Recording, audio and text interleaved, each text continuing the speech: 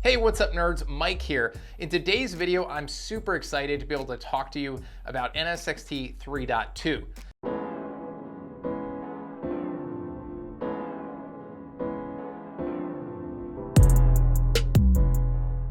The 3.2 release is massive. There's a lot of stuff to it, and there's so much that's why I've broken this overview up into a few different sections. So today is focused on security. We'll have another one dedicated to networking. So if this is something that sounds interesting, make sure you smash that subscribe button. I'm almost at 3,000 subs, so I need every sub at this point.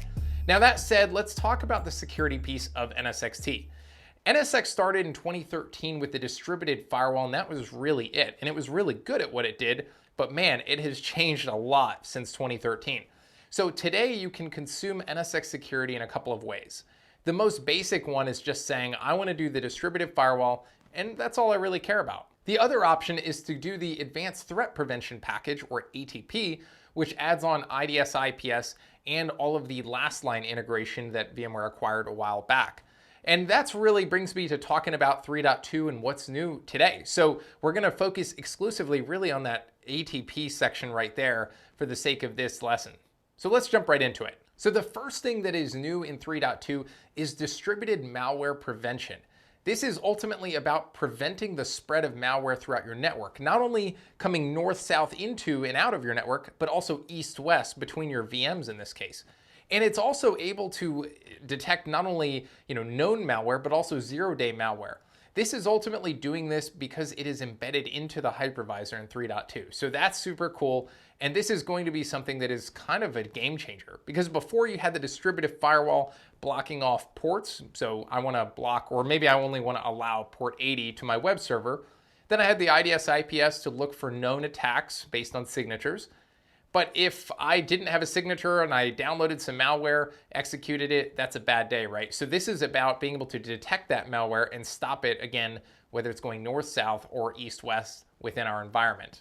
The next thing I want to talk about in 3.2 is not completely new to 3.2. It was actually in 3.1 as beta, essentially, and that was Network Traffic Analysis, or NTA.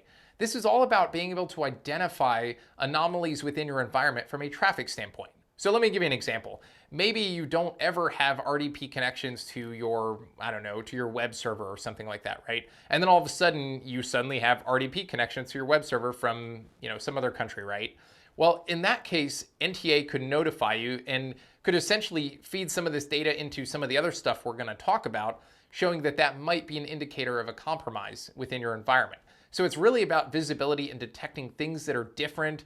So not based on signatures, this is all about looking at how were things behaving before, and if we spot anomalies in the environment, we're going to alert on that.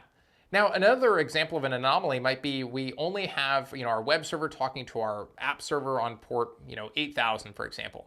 Well, maybe we start seeing it act different than it did before. So there was always communication, but now the communication has changed. Now we suddenly see communication on port 8000 to some system on the internet, or maybe the protocol itself doesn't look right. There's a protocol anomaly. That's what NTA is all about. All right, so the next piece in 3.2 that is new is network detection and response. And again, this is coming from the last line integration.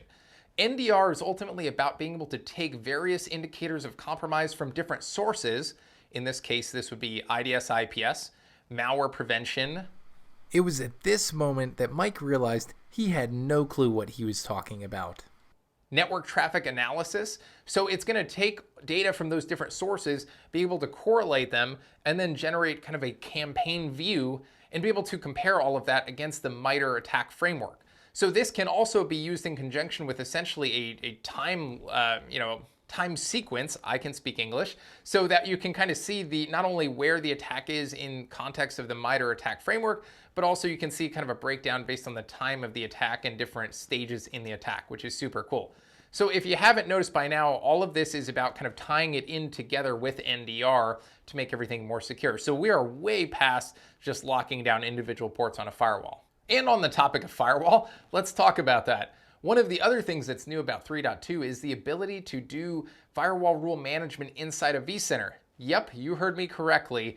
We used to do it completely in vCenter and then moved away from that so that we could have a multi-vCenter design. And now you have the ability to still do it within vCenter. Now, again, the details on this will be forthcoming. The actual release isn't even available for download yet. So once that is, I will definitely demo and show you guys what that looks like, but that is coming. The other piece to that is coming that's super cool is the ability to implement the distributed firewall on existing VLAN port groups inside of vCenter. So no more having to take VMs and reassign them to an NSX segment. You'll be able to do that directly inside of vCenter and be able to implement it on your existing distributed port groups. The next thing I want to talk about is user identification, specifically around the identity-based firewall, or IDFW.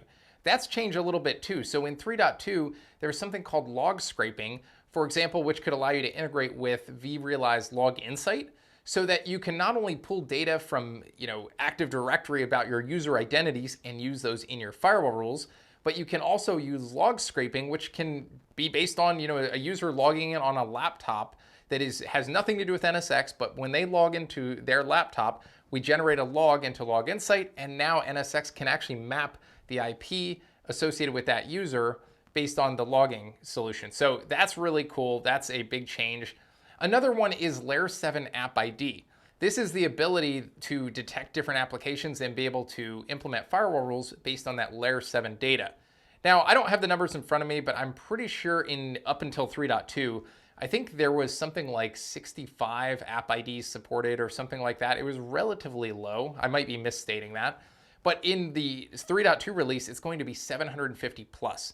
This is a massive, massive improvement that will just simplify the ability to write rules, and more specifically, write rules that are Layer 7 aware. So that's really cool. All right, the next thing I want to talk about is NSX Intelligence.